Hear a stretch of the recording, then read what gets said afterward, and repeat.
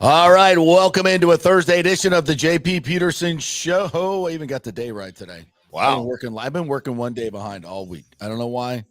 I just have. But welcome into the show because it's Masters Thursday. I figured that out finally. It's Masters Thursday. The tournament is underway, and we are in the Wayback Machine. We are. I think it's 1992. Looking at the leaderboard. Well, so we'll get to that in just a little bit. Okay with that too. Well, guess what? The Bolts lost to the Leafs last night. I got lots to talk about that game last night. Hey, Titus O'Neill is going to join us today. He's had a crazy schedule this week. We've had to reschedule him a couple times, but we hopefully will have him on today at 11 o'clock so he can gator chomp all over my face and every other a knoll around as the Gators have taken over the world, apparently. And always fun to talk to Titus and see what's going on with him. He was on the court holding the trophy and everything, so we'll check in with him at 11 o'clock. We'll talk some Bucs as well. The draft is coming up. Defensive tackle? Could they be going defensive tackle with the first pick? There's some talk. Yep. There's some talk of the Rays get a win, a grand slam, maybe not the grandest of slams. Still We'll counts. talk about that. Still counts. So we got lots to get to here today on the JP Peterson Show. And of course, the biggest national story there is took place in the DFW last night, where our friend Tim Ham is at FanStream Sports Dallas, as his favorite player, Luka Doncic, came back and torched the Mavs. And everybody was applauding. I mean, torch is a strong word, I think. Yeah, well, whatever. Hey, we held him under 50. So you got that going for you. Got that going for me. You didn't go, right? You were a little under the weather. We had shows last night. Yeah, yeah, that's right. You had tons of shows. You could not go last night, but it was quite the scene. All right, so let's first of all let's jump into the leaderboard at the Masters. Zach Thomas is 2 under, or Zach Johnson. I'm sorry, Zach Johnson. Zach Thomas is 2 under at the Masters. We got a story. Well, that speaking of 1992, yeah, we got a story. Zach Johnson is 2 under par, early going, and Freddie Couples is 1 under par. Bernhard Longer is 1 under par. What the hell's going on at the Masters? We've got some amateurs. Kent is 2 under par as well. Yep. Just bombing them all around. Aaron Rye, I think, who was on our the Johnny Gerber card. Mr. Two Glove. Mr. Two Gloves is 2 under par. So little gettable early. The first 4 holes are a little gettable this morning as the boys go out. Obviously, it started with Gary Player, Jack Nicklaus, and Tom Watson and our good friend Fred Ridley, the chairman, Tampa's own, doing the ceremonial first shots of the day. I always love watching that, getting up in the morning and watching that. That is that's super cool to see them do that. Takes you back in that Wayback Machine. And I just love every bit of the Masters, and I know you do. You're not even paying attention to the show at this point. You just got it on all over there. By the way, one of the Hoygaard twins just went to 2 under, Nikolai. Really? And if you're a betting man, the low amateur right now is Noah Kent, as you said. He's at 2 under. And if you're a betting man, go over right now if you think he can win it, because it is plus 100,000 odds for Noah Kent to win the Masters. Yeah. Of course, an amateur has never won the Masters. Nope. I don't even know what the top amateur finish was. I should know that history. In history, I don't know. We know last year, remember, it was the Ohio State kid, Shipley. Yeah, right. He was the low amateur at the U.S. Open and at the Masters last year. Of course, he went pro now. So yeah, we saw him at the Valspar, the portly yes. Noah Shipley, the mulleted Noah Shipley, and mulleted and portly. Yes, we all want to be mulleted and portly. I'd love to have the look mullet. At that. That's just crazy looking at this leaderboard. Zach Johnson, Brian Harmon is there as well. Johnny Vegas. Johnny Vegas, absolutely glorious day. But the big boys will go off a little bit later on. Morikawa will, I think he's going off at 10-18. So he's one of the favorites. Mm-hmm. Although I do not want him to win. I think we talked a lot about this yesterday. Bob Herrick joined us live from the Masters.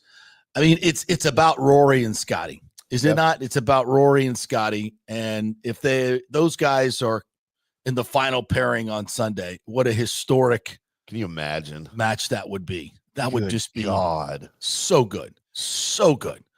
Of course, Scotty going for not just back-to-back. You would be in a very rare group of guys that have won it back-to-back, but he would also have won 3 out of 4 years. Yeah, only no one's ever done. Jack did that, I believe. 3 out of 4? I believe Jack did that. Yeah, I think I heard one of the guys. I think I heard Steve Sands say that this morning. Okay. Steve Sands is never wrong. No, he's never. He's way smarter than I am. That's for sure. Yeah. But then, of course, Rory, the storyline is his career Grand Slam, and now it's his 11th try. At the Masters. Yeah. And he hasn't won a major in 10 years. But he's won twice this year. He's in great first form. time in his career, he's won twice before April. Mm-hmm. So he's on a roll. And it looks so, back when he was winning majors, what was it? Was it 2015 where he had a 2-shot lead heading to the back 9 on Sunday and just absolutely whipsawed vicious hook on 10. Pulled a Greg Norman. Never recovered. Well, it's a choke job by Greg Norman. It wasn't that bad. No, it was epic. He didn't have a 6-shot lead. Oh. But it couldn't happen to a bigger jerk. Yep. Yeah, as we knew it at the time. Yeah. The lowest finish by an amateur is Charles Coe. Charles Coe finished second in 1961. Charlie Coe. All right. Charles Coe. According we never to heard from John him Hill. again. Yeah, never heard from it. Was buried over underneath the par 3. Right. Yeah. By the way, did you watch the par 3 yesterday? Of course. Absolutely. Of course. When did it become hot chick gets to hit a ball day? Dude. Like when did the Masters sanction that? Of course I'm for it. I'm for it. And you know what? Those white jumpsuits have never looked sexier either. You ain't wrong. Oh my you ain't Lord. Wrong. I might have a new fantasy now. Yeah, put this one in my book. Honey, can you put this on first? Hey, have you ever worn a white jumpsuit with my name on the back of it? With my name on they don't even get to put their name on the back. That's right. It's my name. Yeah, that would look weird though for you. Ham on the back. Yeah. Yeah, right. Ham with 2 M's. I don't know about that. I think it would look great. You get to put or be like the Valspar, but you get to put your nickname on it. IndyCar Tim. Wife of. Yeah, so that was fun. So it's kids and hot girlfriends and wife day on Wednesday. Now we're going to rename the par 3, and everybody gets to take a shot here and there. We did a 2-hour from the rough yesterday. Me and Johnny Gerber, of course, covering the Masters and previewing the Masters, and we may have spent a little too much time looking up pictures of players' hot wives.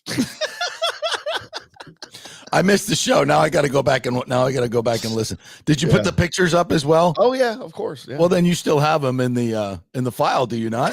No, I deleted all of that, but I can go back and find them. I know. I didn't think about the show this morning. Crap. Come on, bro. What are we doing? Can we get a little pre-production for the JP show? Come on. Russell Henley's wife may have won the afternoon, by the way.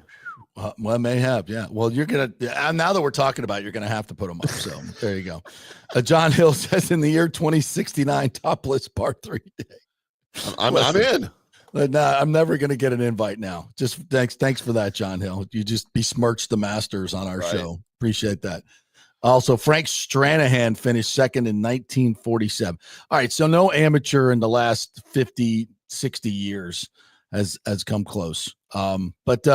Yeah, I would think in this day and age when amateurs and all players are subject to just incredible experiences growing up, I mean, now you have the pitch and putt competition that gets to go to the Masters with the Axia Batia, the first one who's ever actually played in the Masters that was in the finals for the pitch and putt. So that's kind of cool. Everything Fred Ridley has done between the pitch and putt and the women's amateur at Augusta has just been an absolute grand slam hit and really helps continue to grow the game. Whereas one time I think Augusta and the Masters was just this untouchable kind of playground for the elite. I think he's done a great job of opening it up to the masses as much as you possibly can. I mean, you have to keep. There's a very fine line between, opening it up to the masses and still keeping it special in a lot of different ways. And if you don't know about the Masters, first of all, there are no electronic screens anywhere on the grounds. They're all the old-fashioned scoreboards. Yep. You cannot bring your cell phone in there. You will not see any corporate markings whatsoever anywhere on the grounds. And you get your pimento cheese sandwich for $1.50. $1.50. And the chicken salad for $1.50. And by the way, the pimento cheese has to be on the glorious white Wonder Bread to make it an official Masters, and has to be wrapped in the green wrapper. Of course. The last time I was at the Masters and I had my pimento cheese, I actually kept my green wrapper with the little Masters seal on there. Really? Yeah. That's cool. Because I'm a sentimental hoarder, according to Ashley. And I am. Absolutely. I love keeping mementos like that. I never, they're in the next room here in about 12 boxes. But yes, we have all those stuff. One day I should just start bringing out like every day we should do a segment where I bring out a box of stuff and just start sifting through it. And I get to show you memorabilia from the 40 years of me being in this business. We'll call it Antiques Roadshow with JP. I would actually be kind of cool. And it would also force me to go through this crap and throw most of it out. But there's a lot of cool stuff. We could vote on what you should keep. Yeah. Oh, that would be great. That's a great idea. Toss it, keep all these jerks in the comments. So they'll like, toss it, you loser. Why do you keep that stuff? And they'd be 100% right. So we thank you all for that. Yeah. All right. So the Masters is underway. We will keep you posted as to everything going on in Augusta. And we got a bunch of friends that are there. So on next week, we'll have some of the tales. Our good friend Scotty Fitz from AMS Mortgage. If you need a mortgage, by the way, Scott at amsmortgage.com. He will be going up tomorrow and there for the weekend. So that'll be, we'll get reports from him and all kinds of folks that are there, and hopefully have some of the post coverage. Would you like to have a sneak peek at our hot golfer wives? Sure. Here's just a sneak peek. Why not? How about it's all Masters? This is all Masters related. Yes. Christina Helema, who of course is Bryson DeChambeau's hot wife. Yes. Yes. Christine Helema. That way. Girlfriend? Are they girlfriend? Girlfriend. Sorry, girlfriend. Yes, they're not married. Yeah. Matter of fact, both of our previews here are girlfriends. They are not married, but here's what Bryson has to deal with every day. Oh my God. What an inspiration. A glorious inspiration. Yeah, the Wags of the Master. Hello, friends. It's time for the Wags of the Masters. And then for our second preview, I wanted to go with Presley Schultz, who is Tia's girlfriend. Okay. Well, okay. All right. So, JP, if you're good at golf. These are nice pictures, okay? But I was hoping for the jumpsuit, the white jumpsuit. I'm just going to be honest with you. We couldn't get pictures of them because there's no cameras allowed on the course. Yeah, that's right. Yeah, you gotta have I'd have to find video. Well, there's media pictures. I mean, there's media photographers. Yeah. So, all right, that's okay. Not that those pictures are bad, but who was the girl that hit it to about 4 feet? I think it was Aaron Rye's girlfriend. Yes, that was Aaron. Yeah. Oh my gosh. Yeah. Yeah. I wonder if he what's her name? Gloves with her. It's so hot. I had to wear 2 gloves. That's how hot it is. It's so hot. I had to wear 2 gloves. Maybe. What is her name? I'll let you do the research on that. While I talk about last night's hockey game. Yes. The Lightning lose again to the Maple Leafs. That's a season sweep, 0-4. The Lightning could not beat the Maple Leafs. And it's the first time in 13 seasons, according to our friend Edward Encina at the Times, that the Lightning have been swept in 4 games. The first time in 13 by any team in the league, which is interesting. And what's also interesting is why. And there's this pretty good chance we're going to see the Maple Leafs in the playoffs. Of course, they beat the Lightning in the first round in 2023, in a very competitive series, by the way. But and I asked Brian Ingbaum on last night on the postgame show, are you concerned? Are you concerned about a matchup with the Leafs? And he was a little hesitant, but then said, and of course, saying that the playoffs are just a totally different animal. It's a totally different animal. It's many, many times he's seen and played in series where, the regular season you get dominated by one team, and it's a totally different deal in the playoffs. And because the playoffs are just, a very different game. They're a very different game than the regular season. Now, last night, I will say this, last night had a very, very much a playoff atmosphere at a neutral site. I mean, you could not tell when a goal was scored, whether it was a Lightning goal or a Leafs goal. There were a ton of Toronto fans there. That's not going to happen in the playoffs. A lot of Lightning fans, especially late in the season, will take their ticket windfall from the Toronto fans that are here. A lot of them talked to a few fans last night, Maple Leafs fan that came down for the double dip because the Leafs played in Florida the night before. It was a back-to-back. So they went down, stayed in Miami for a few days, and came to or Lauderdale, whatever it is, and then came over here to watch the game with the Lightning. So they did the double dip, and there were a ton of fans, absolutely a ton of fans. So by the way, the Canadian tourism boycott, not real. Shocking development. Once again, the media is lying to you. They were everywhere last night. And thank you for coming, and thank you for staying, and thank you for spending all your money. But no thank you for the 2-0 lead, which we gifted to the Leafs. And I mean gifted. 2 ugly turnovers turned into goals. And really, it could have been 4-0 if not for 2 great Vasi saves in the first 5 minutes. But to the Lightning's credit, they really turned it around. After those 2 minutes, they got after it. 90 shot attempts last night for the Tampa Bay Lightning. 90 shot attempts. 36 blocks Toronto was credited with. And 26 times the Lightning missed the net. So that's your fault. And a lot of those blocks were the Lightning's fault too. As Brian called them, careless shots. You gotta, you shouldn't be just shooting the puck when somebody's right in front of you. The obvious thing. There were a lot of careless shots last night by the Lightning, but I thought they really drove play after those first 3 minutes that they were down 2-0. I thought they really drove play most of the way. Gifted by those 90 shots. That's a lot. And I thought they played really well. They came back obviously to tie the game 3-3. Heddy with a nice blast, and he's been playing really, really well. Victor Hedman has really been playing well. His 15th goal. I think he's top 3 in points in the league among blue liners. He's really having a great season, and I look forward to seeing what he can do in the postseason. And he was aggressive last night, and I like seeing Hedman aggressive. I think he had 12 shot attempts last night, and that's with a shot like he has. He needs it. I think he's kind of warming up for the playoffs, to be honest with you. Kucherov had 20 shot attempts last night. 20. So there was a lot of good stuff from the Lightning last night, and they played, frankly, their best game that they've played against Toronto all year long. I don't think there's any question about that. And they salvaged the point and very easily could have won the game. In overtime, they had 4 or 5 golden opportunities in overtime to win that game. But they didn't.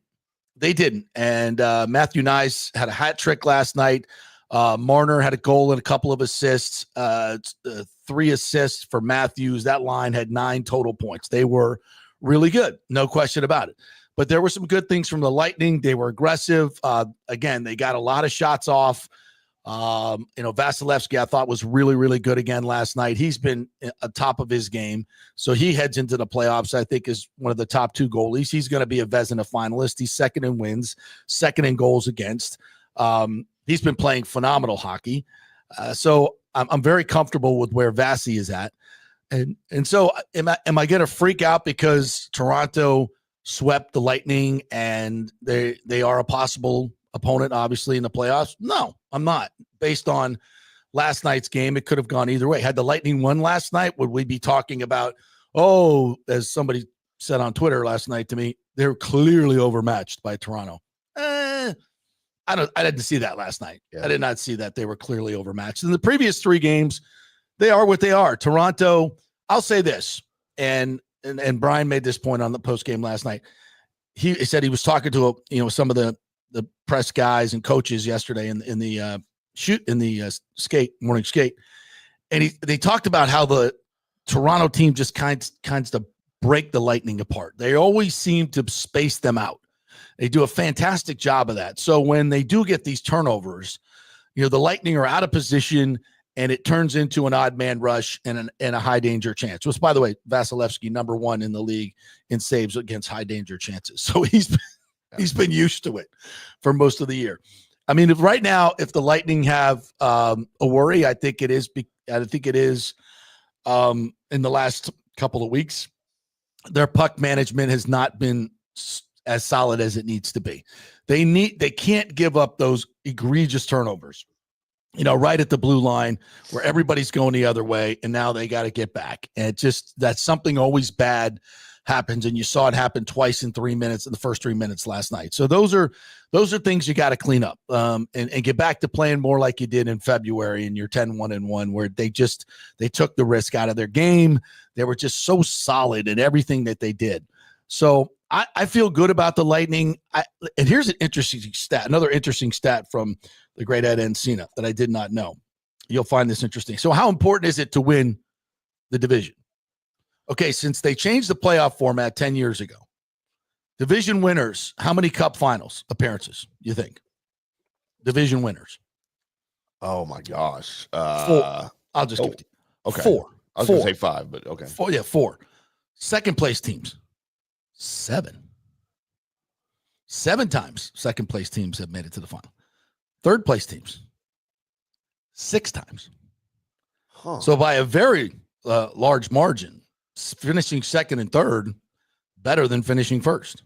I don't know why. All about matchups, man. It is. It's all about matchups. And in 10 years, relatively speaking, small sample size. Yeah. But still, I think that's a very important point to make. And it goes back to what many will tell you and what we've witnessed from the Lightning is it is about matchups, and it is about where you are and how you're playing as you head into the postseason. Now, are we going to be honest and say, how about the matchup with Toronto? Look, it's 4-0. 4-0 is 4-0. As much as I want to sit here and say last night I thought was a very even game, and you go back to the 23 series, that whole series was a very even game. I think the Lightning lost 3 games in overtime in that series, if I'm not mistaken. So a very even series. So look, it's about matchups, and it's about making the plays when you got to make the plays. And the Lightning have a lot of experience doing that. They have a lot of playoff experience doing that, and obviously winning a couple cups, and their playoff record with this core group is absolutely untouchable. It is. There's not a team that's even close in the league with the amount of wins and appearances and that they've had in games since 2015, and that matters. That matters when it comes to Stanley Cup playoff time. So, did they lose the division last night? Probably. That game, I think they had to have to win the division. How important is it? Well, there's the numbers. And as Coop said before the game and reiterated after the game, the team that wins the game is going to say it's very important to win the division. And the team that loses it is going to say, maybe not that much. And that's where they're at. But the other thing that I took from Cooper last night was he was pissed. And before the first question could even get out, he was like, embarrassing start, another embarrassing start. So he was not happy with his team. And I think it's interesting. I like that Cooper, you could see it in the Rangers game, when they another slow start and he got on their ass big time in the first TV timeout. He went up and down the bench and was just ripping the entire team. And I'm pretty sure they got a tongue lashing in the first intermission as well. So I don't know. I just have a good feel for this team heading into the playoffs. I really, really do. Now, we also talked last night about the Panthers. The Panthers are struggling. They're just not playing great hockey. And as last year I thought the matchup with the Panthers was not good for the Lightning. It turned out to be so, even though I thought it was a very, very even series. Yeah. This year, I'd rather play Florida than Toronto. Now they're going to play Florida in 3 games. They got this 4-game homestand. They got Toronto tonight. Then on Friday night, they have the Red Wings, who are now out of it. Then they got Buffalo, who are now out of it on Sunday. And then here come the Panthers on Tuesday. And that game will probably decide some seeding. So at this point, I'd rather play the Panthers. And let's not forget, Marchand is still trying to acclimate himself to that team. Kachuk, we have no idea if he's going to play or not. Ekblad's out till game 3. Sam Bennett is hurt. So that's a team that is just not playing great. And here's the other part about the Panthers. They're fat and happy. They just won it. Yeah. They're still celebrating. it takes the edge and the hunger to win the cup. And that's why the Lightning's sustained success has been so incredible, because once you taste it, once you drink from the cup, that hunger subsides. It just does. And human nature to come back year in and year out takes a lot of intestinal fortitude and a lot of talent, which the Lightning obviously have displayed. But I think they're hungry again. It's been a while since they've drank from the cup, and 2 first-round losses should piss them off. With the culture of this team and how competitive they are, that should piss them off. So I like where the Lightning are at. If they finish second, which I think is where they'll be, that's the number 1 place to get to the final. Yep. And, now, we'll worry about the West when we got to worry about the West. I think they're a little top heavy, and I think one of those top heavy teams will probably be there when they get there. But that's okay. That's what it's all about, man. I just want them to make a run. The last 2 years has been so disappointing because you got 2 months of watching other teams play, or a month and a half, and that thing sucks. Because I love Stanley Cup playoff. There's nothing more exhilarating and more dramatic than a series. The NBA doesn't even come close to comparing. Baseball's just a little boring. It gets dramatic at times, but when you're talking about series, obviously football, the game in itself is a series, but we're talking about series playoffs, where you play in the team every other night, and it's physical, it's fast, it's nasty, it's incredibly competitive. It's just the best. And I don't want to get cheated. That don't like each other, then it's even better. I just don't want to get cheated. I don't want to get cheated. So let's make a run. If the Lightning don't win the cup this year, that's great. But can we get to the finals? Can we at least get to the conference finals? How about a Stars Lightning finals? Oh, hockey pants are going crazy already. Yeah, we will be traveling as 100%. I will be traveling to Dallas for all those games. No question about it. We will be doing shows from the studio there. Yep. No question about it. No question about it. Yeah. So, let's root for that. Let's root for that. How are the Stars playing? I'm pretty much in a silo. You know what? The Stars are very much, and after that depressing disaster, unprecedented, by the way. That's never. We were talking about this the other day. To remind the folks, they lost the game. They were up 3. They were up 5-2 with 1:12 to play. Correct. They scored an empty net goal to make it 5-2 with 1:12. Left. And lost the game. First time ever another team has come back in the final minute, scored 3 goals and won in overtime. First time ever. So miserable, I swear. But you know what? They're playing well. They've lost 3 in a row, but that's coming off of a 9-game winning streak. Yeah. So one of those. So it's one of those. Historic. 106 points on the season. They're 4 behind Winnipeg. They're probably not going to catch Winnipeg for the division. Nobody cares. You were talking about if the division matters. I think it matters if you get there, but if you don't, I don't think anybody cares. It's all about the seeding in the playoffs, who you're going to play. And again, it's all about matchups. And at this point, we won't have to face the Jets until if we do, it'd be in the conference finals probably, so that I'm fine with that. Probably going to have to match up against Colorado in the first round. I'm okay with that. Freddie almost aced number 6. I see that. He almost aced it with his yellow ball. Yellow ball. You can't use a yellow ball. It rolls off the green. I guess you can if you're Freddie. Yeah, he hit it right by the flag. And I don't. If it wasn't a yellow ball, it would have freaking stopped. Maybe, yeah. Yeah. Rick wants to know which hat will I wear for Bolts versus Stars. You know what? Probably for game 1. You know what I'll do? I'll wear my Habs hat. I'll show you. You're going to wear your FanStream Sports hat. That's wear my FanStream Sports hat, my hat, and then whoever's ahead in the series, I'll wear that hat. How's that? How's that for a bandwagoner? Daniel says the Stars would play the Jets in round 2. Oh, would they? Oh, I don't like that. And also, I'll take this one too. If I can't get Stars Lightning, I want Vegas Lightning. Yeah. Ashley would love that. She'd be like, I'm coming. We're going to Vegas, baby. Yeah, we are. Of course. Hopefully the NHL will give us a nice discounted rate at the Bellagio. Please. Please.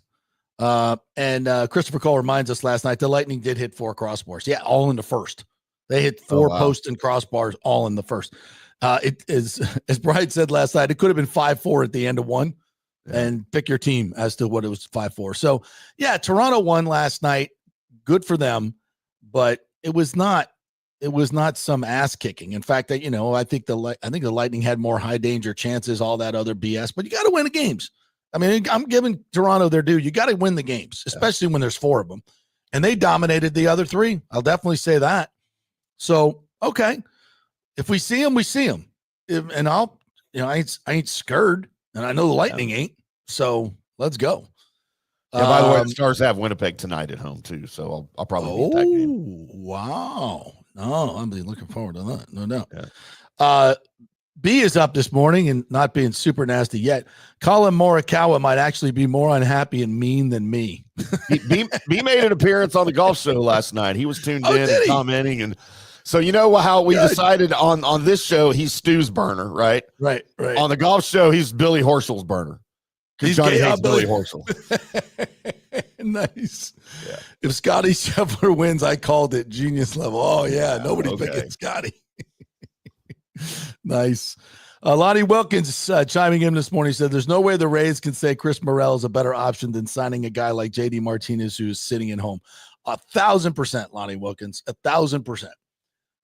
Why the Rays have not signed him? We already got a DH, Yandy Diaz, who looks like he's about ready to get Social Security. He can't run anymore. And I love Yandy to death. Love him to death. And he got a home run last night. Finally got a home run, second RBI of the season.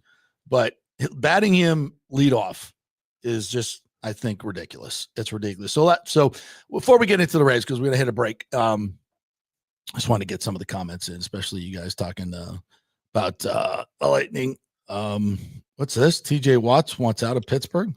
What? I don't believe that. Did he say that? Did he say that, Cody? I don't believe that. Check it out.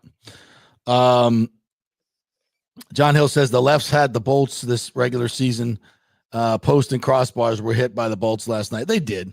And it is what it is. I thought the Lightning played well last night outside those first 2 minutes. And they really turned it around.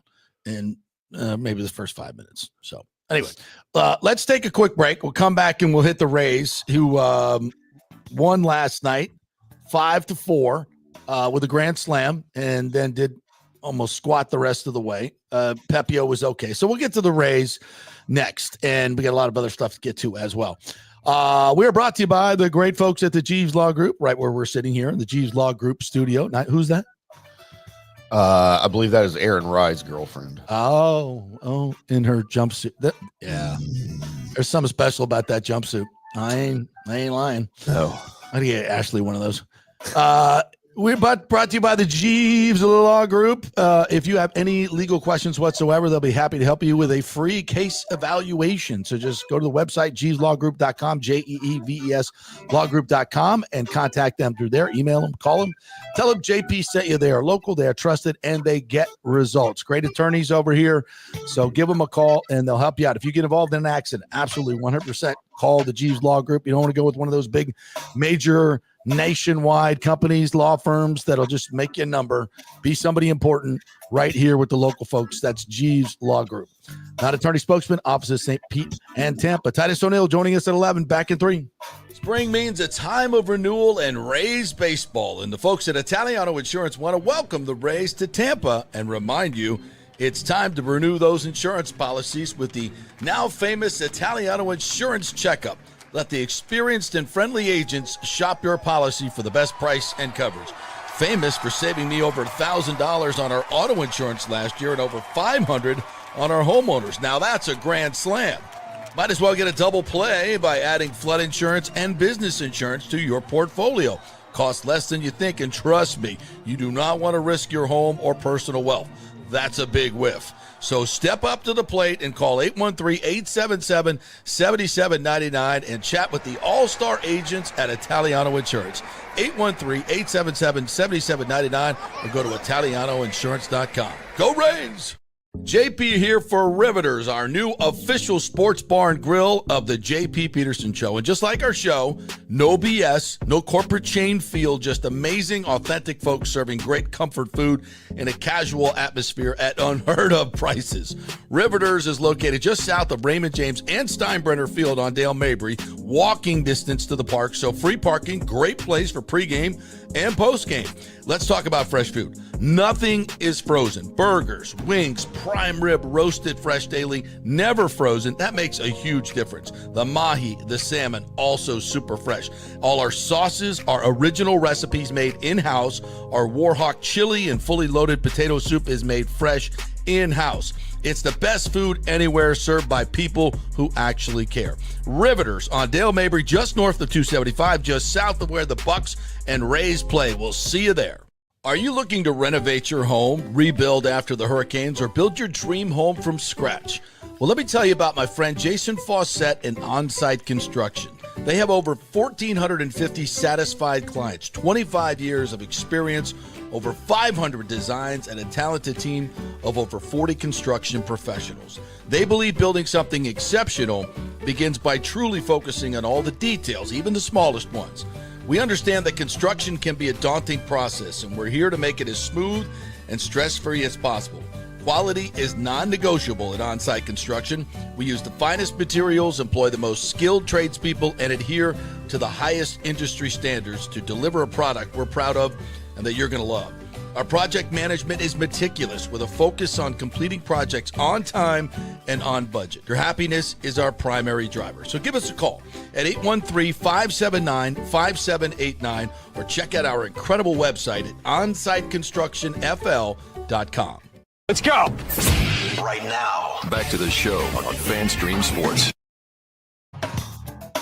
All right, welcome back to the JP Peterson Show, brought to you by the great folks at the Gold and Diamond Source. April is Diamond Days going on right now at the Gold and Diamond Source. 20% off all the diamonds in the joint. They've already got the greatest prices and the greatest selection and the greatest customer service. Now you get even better pricing on all your diamonds. Of course, if you were going to buy one and pop the question, they have the diamond savings account where you can bring your diamond back and upgrade anytime, get full value for it, and then you just upgrade as you make more money, and you want to make more money for your honey and get a bigger diamond. That's how you do it at the Gold and Diamond Source, 3800 Omerton Road, always online at the goldendiamondsource.com. Whoa. Who be that? I quit looking up names. I didn't even care. I just wanted the picture.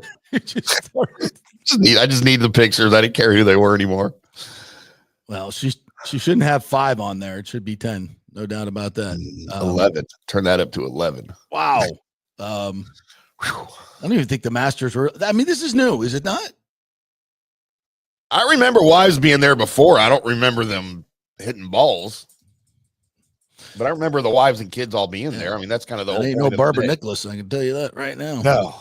Who was a smoke show in her day. Don't get me wrong. I don't know who that was. One of the greatest golf wives ever, by the way. Yes.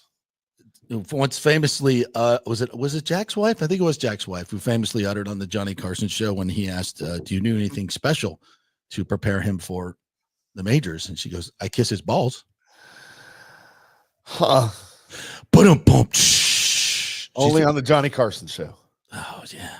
Gotta miss Johnny Carson. Watching some reruns the other day when we were in Colorado, because that's what happens. You know, you have strange TV channels when you're on vacation that you never watch. Dude, it's timeless, man. That show holds up today. And the boys are, yeah. Don Rickles. Oh, God. Don Rickles. Love Don Rickles. I to this day, that dude had to be doing blow. No question about it. There's no question, right?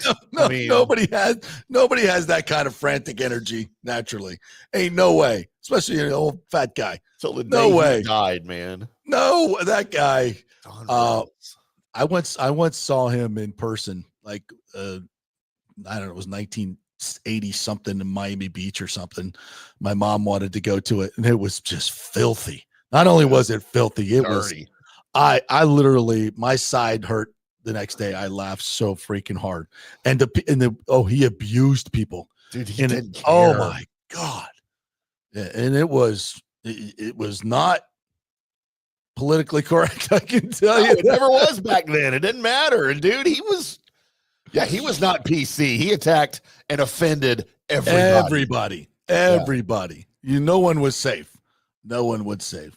Rick says cringeworthy jokes at the time. Oh my God. Let's go back and look at him now. Yes. Rick says white jumpsuit, JP, and his Evil Knievel fetish. Come on. That ain't no Evil Knievel jumpsuit, bro. These look a lot better than anything Evil Knievel was ever in.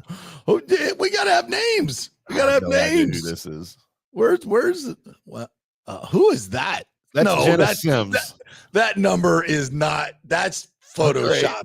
It's not. That's her number. That is photoshopped. How perfect is that? You did that. I know you did that. I wish I could take credit for that. That's her number. Is that Tiger coming up? That looks like. Oh, this is from yesterday. He wasn't there. I know, but somebody could have photoshopped that in as well. True. Yeah, who is that? Is that Jason Tiger on the Hunt? That's what it is. Dude, he's dating a Trump. I don't think he needs to be concerned about anybody right now. Hey. Respect his privacy. God we damn can't say that he's dating a Trump. No, he said respect my privacy as I put this on Twitter. Well, quit dating a Trump and I'll respect your privacy. Date a putting it on Twitter. They quit putting all your professional pictures on Twitter, for God's sakes. Whew. I love the new Tiger, though. I love the new Tiger. He's so much. He's finally grown up a little bit. I mean, if we're being honest, the old Tiger was a jackass. Oh, big time, yeah. Yeah, he was. But the new Tiger's cool. I like the new Tiger. John Hell says that's Paulina Gretzky. Was that DJ? Which one? Was she out there last night? Is that I thought I recognized her. Is that Paulina? Or is that?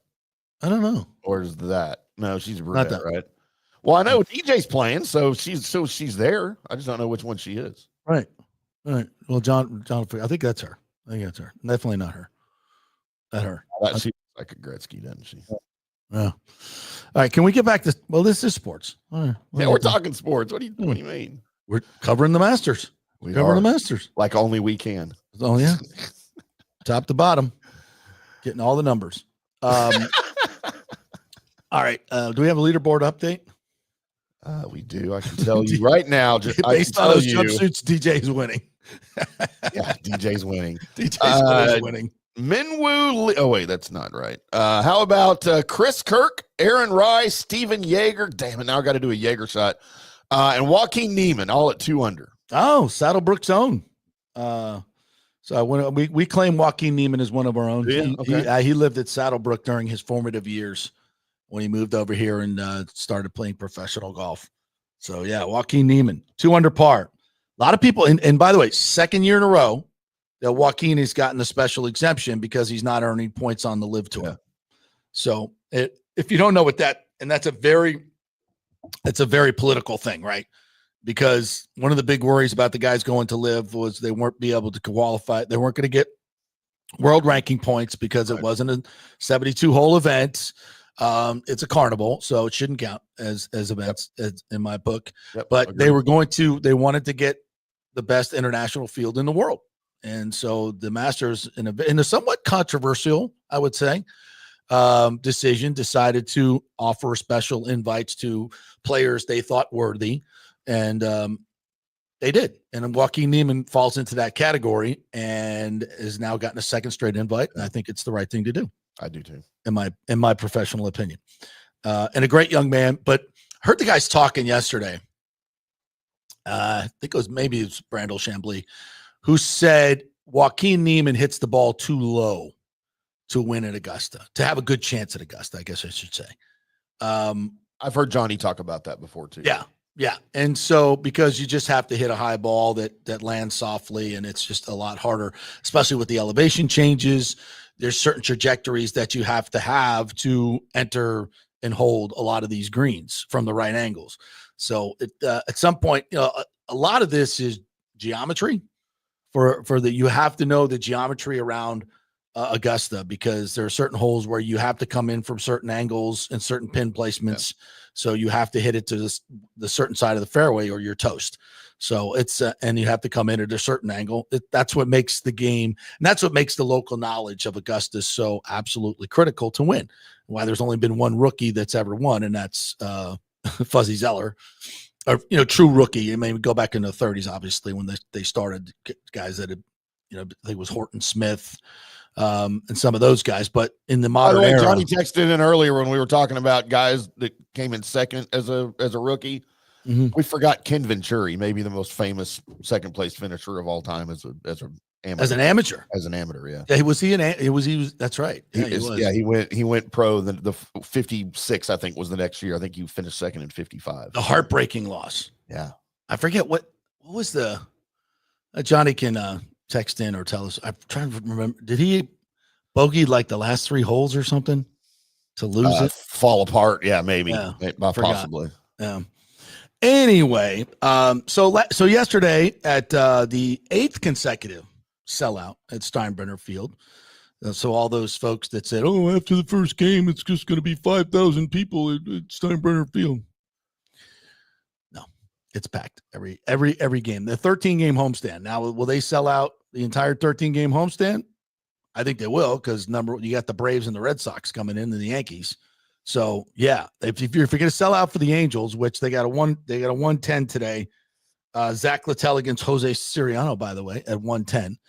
And they'll probably sell that out too. So they'll have 19 consecutive sellouts. Yeah. And look, at 11,000, they need to be selling out each and every day, but they're doing it. So that's good. So last night they get a grand slam from Jose Caballero that traveled 327 feet. Was 95.1 off the bat at a 39-degree still counts launch angle. That is a George Steinbrenner Field home run right there, and we'll take it for the grand slam. And then they did squat the rest of the way. Yandy got a solo shot in the 7th, I believe, and the Rays continue to struggle with runners in scoring position. What was the exact number? I'll look that up and let you know. But Pepio on the hill was good enough. Struggled a little bit, wasn't dominant, but they got the win 5-4 to break their 5-game losing streak and set up the rubber match today, rubber game of the series against the Angels. So not an offensive explosion, but talk about getting hits when you need it. A 2-out grand slam. I don't care if it's a 327-foot home run. I'm going to take it. It's a grand slam, and it counts. And it put 4 on the board. And for an offense that's just going to continue to struggle. Yesterday when I saw the lineup, I was like, ooh, all right-handers in this. No Jonathan Aranda. It just, you look at the lineup and you're like, my Lord. Curtis Mead was batting 3rd. It's thin. It's really, really thin. And we'll see as the competition increases how good this team is going to be. But again, as who was it that put that up there? JD Martinez is still sitting at home. Look, JD Martinez is not going to be a guy that's going to come in here and get 40 home runs, but he's a professional hitter. And we made this argument back in spring training. He's a guy with enormous knowledge of hitting the baseball, incredible knowledge, and is a very competent and willing teacher. And it's the type of player that you need in this clubhouse, quite frankly. Now, you hoped Danny Jansen would be one of those guys, but when you're batting like 0-12, it's hard to be a leader in the clubhouse, even though this guy that's been around. I think the Rays need more of that, not less, and they need professional hitters, and he is the epitome of a professional hitter. Now, last year he had a down year with 38 years old, but he's been pretty damn good for a long, long time. And if you sign him, there's no risk. If it doesn't work out, you can get rid of them. And with what they're working with right now, I don't know. And we're not talking a lot of money here. It would take $4 or $5 million maybe to get that done, tops. I don't know. I would look into it. No, I would definitely look into it. So big win for the Rays. We'll give them that to get off the 5-game schneid. And hopefully they can get something going here as who comes in this weekend? Is it the Braves this weekend? Let's see. Check the schedule. Yeah, I can tell you. I'm looking at it right now. It will be the Braves. Oh, cool. Yeah, that's going to be you got so many Braves fan there. That's going to be a tight sellout. That'll be a tough ticket, and a fun game too. Really fun game. If you weren't with us yesterday, I did the stadium review, the experience review yesterday. My first game on Tuesday night. Our good friend Jack Cannon, friend of the show, got me some tickets. 7 rows up behind the dugout. Absolutely spectacular. I don't think I've ever sat in a seat like that for a major league game that close in a long time. It was cool, isn't it? It's cool. Oh my God, it's really cool. And every time they come in, especially on the first base side, the players are throwing the balls over the net. And there's a great scramble for the balls. Foul balls are in play, no question about that. So it's fun. It's a really fun atmosphere. And from a fan's perspective, couldn't be easier. Parking, we parked at Riveters, which is about a 20-minute walk on a beautiful night. I don't know if I want to be doing that in the middle of summer, but I don't really care. I enjoy walking. I get those steps in, right? Get those steps in. Yeah. So we parked there for free and went in and had some happy hour pops and some great food. And pre and post game, go to Riveters. They'll let you park there, walk over to the stadium. Yeah, it's absolutely fantastic. So if you're up for a little bit of a walk, it's probably about 3/4 of a mile, I would say, a mile, which isn't bad at all when the weather's nice. And you get, but there's $10 parking. Somebody's asking me where's the best place to park. All over MLK Boulevard. There's a lot of different places you can park that aren't really expensive, and then just walk over to the park. It's just beautiful. It's absolutely beautiful, and people are taking advantage of it. And I personally hope they stay there for 3 years while they build a new stadium in Tampa. That's me. That'd be nice. Yeah, that'd be great. JP, looking up Ken Venturi's Masters in 1956, he led all 3 rounds in an attempt to become the first amateur to win, but shot a final round 80 on Sunday to relinquish a 4-shot lead to Jack Burke Jr. A final round 80. Ouch, babe. Yeah. And he still finished second. Yeah. That's well, it got him a seat in the tower for 40 years. So yeah. Yeah, he was a good one too, man. I loved Ken Venturi. Yeah. One of the greats. Definitely miss him. Definitely miss his voice. Yep. And Faldo too. It's his voice. Zinger. Yeah, I don't mind Trevor Immelman. Immelman's pretty good. He's growing on me. Little milk toast for me. Yeah, he's growing on me a little bit, but yeah. Who are the great voices in golf now? I mean, Lundqvist is gone, right? So Aaron Lundqvist is gone. Gary Koch is gone. Yeah. Although they bring Gary back for the big events, which I love. They do. Yeah. And it's funny because we're trying to talk about the Rays. We just fold right into Masters. Golf is one of those sports where I want to hear those recognizable voices. Sure. And we lost, of course, what's his face? The knuckle crazy guy. Oh God, another it's doing live golf. David Faraday. Yeah. I know some people. I love David Faraday. I did too. Loved him on the big broadcast. He lives in Dallas. I used to see him out all the time. Yeah. I don't know if he's moved. I don't see him anymore. He's probably over. He's probably living in Dubai. Yeah. His free house. $8 million condo. So those great voices of golf, where'd they go? Venturi, Koch, Vern Lundquist, Zinger. Is Zinger still doing golf? No, he's retired. Nick Faldo. Now, I mean, Faldo was great, man. You turn it on now. Like which was it for Valspar? Was it? No offense, but Kevin Kisner. I like Kevin though. I think he's good. I like him, but he's certainly not an iconic voice. Ian Baker Finch. Yeah, he's out there. Of course, there's Dottie Pepper. If you can handle Dottie Pepper, I love Dottie Pepper. I think she's good. A lot of people don't like her. Frank Nobilo. I like Diet Dottie Pepper. I'm talking Diet Dottie Pepper. You know who I can't stand? And he's actually a friend of our show, so I hate to bash him, but I've told him this to I've told him this to his face. Well, that's nice of you. Because he's from right up the road here in Pilot Point, Texas. Colton Nost. Colton Nost. Oh, Colton Nost. Listening to Colton Nost talk on the I kind of like him. Actually, I like him. I like him. Stand him. What? Yeah, really? Yeah, I kind of like him. You know who they should put in the tower? Amanda Balionis. That's who they should put in my tower. No. John Daly. They would never in a million years put him on the air. Why not? Can you imagine? Yes. Yes, I can imagine. I mean, I agree, but they never would do that. And plus, with the codicil, you have to allow him to drink. Oh, yeah. You have to pay for it. Can you imagine Daly? Of course, they would never allow him at the Masters. Lighting up a heater on the air. Yeah. Maybe and a good boy seltzer. Drinking a good boy. Yeah. I'm for it.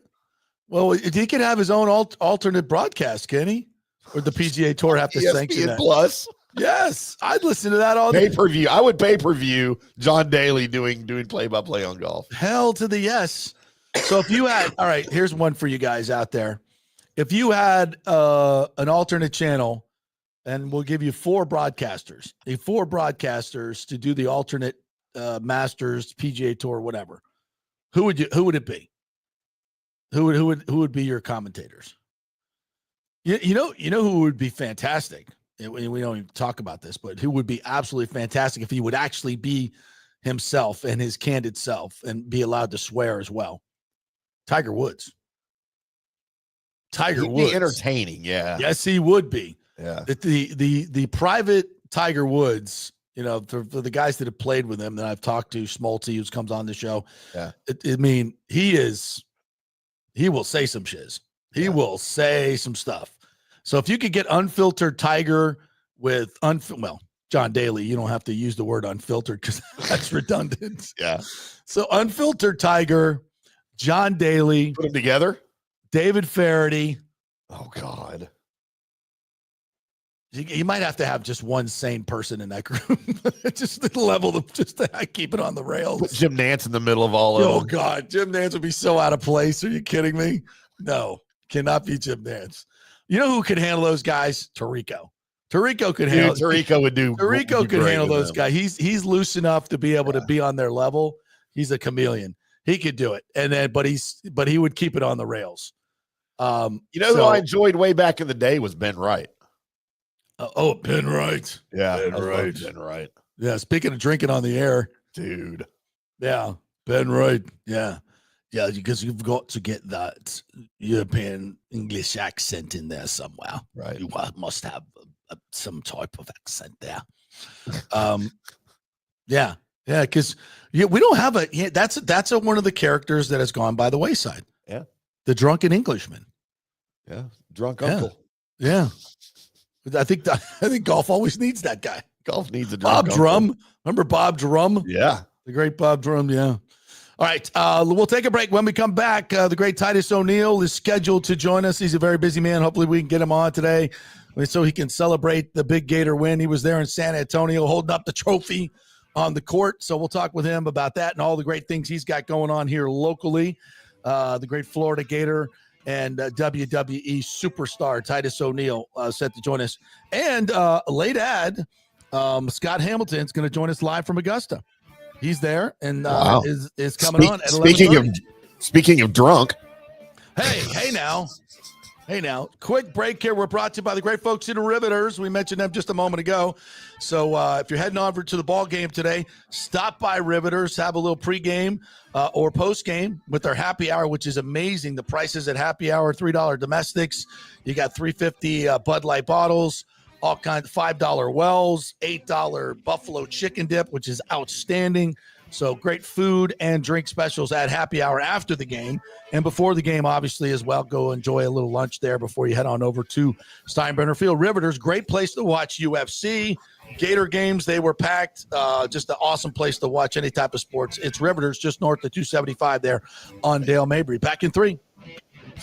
Hey, JP here for my concierge medical professional, Chris Lugo, PA. You've heard him on the show for a couple of years where he shares invaluable medical, nutritional, and supplement advice. With Chris, it's like having a medical provider as your best friend. What I love about this concierge service is the convenience and support he offers. I can text or call him 24/7 with any questions or concerns, and he'll promptly call in a prescription if needed. No office visits or copays required. It gives me peace of mind knowing I have someone genuinely invested in my health, not just focused on insurance profits. And the best part, the Bay Area Modern Medical Center's personal concierge service is more affordable than you might think. Don't let insurance companies dictate your health care. Take control of your health and wellness today. Visit BAMMC.com for more information and to schedule your initial free consultation. Empower yourself and take charge of your personal health with BAMMC.com. JP here for the Jeeves Law Group and my man Scott Jeeves, who lives right here and has long been a highly respected member of our community. He's a proud sponsor of the Tampa Riverwalk. Jeeves Law Group is also a proud sponsor of our Grand Central District in St. Pete and has neighborhood events throughout the year. He has an office on Central Avenue in St. Pete and one on South Howard in Tampa. You can't get more local than that. So when you need an attorney, you're going to hire some huge firm that advertises all over the state or the one that supports your favorite sports show. It's the Jeeves Law Group. We're local, we're trusted, and we get results. For personal injury and personal attention, call us for a free case evaluation. That's 8889-JEEVES. That's 8889-JEEVES. Summer is coming. Do not get caught with your unit unprepared. Your AC unit, of course. The awesome folks at Third Generation Plumbing and AC have a special going on right now. You get a free 1-year maintenance package with any purchase of a new unit. They have special 60-month financing as well, so you don't need a huge chunk up front. Third Generation has an impeccable reputation built over 30 years of doing business. They do plumbing, AC, mechanical work, anything you need around the house. They are trusted folks.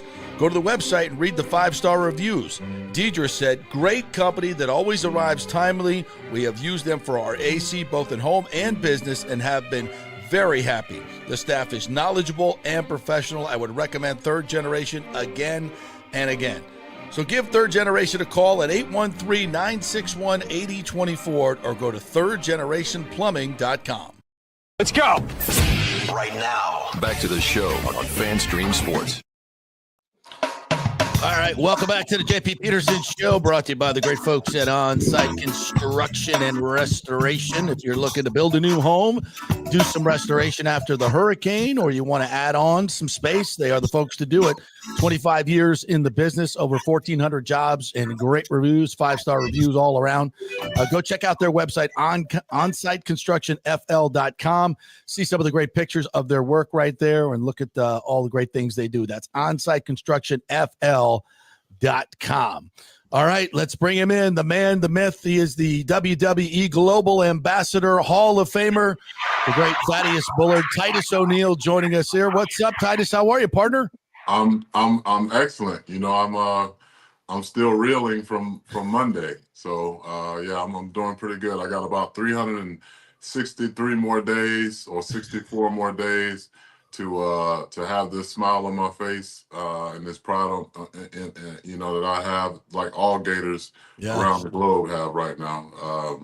So it was an amazing weekend filled with just so much pride for what the University of Florida basketball team accomplished. And, you know, to see it in person both nights, Saturday and Sunday, the resolve that this team played with, being down in both of those games and being able to find a way to come back.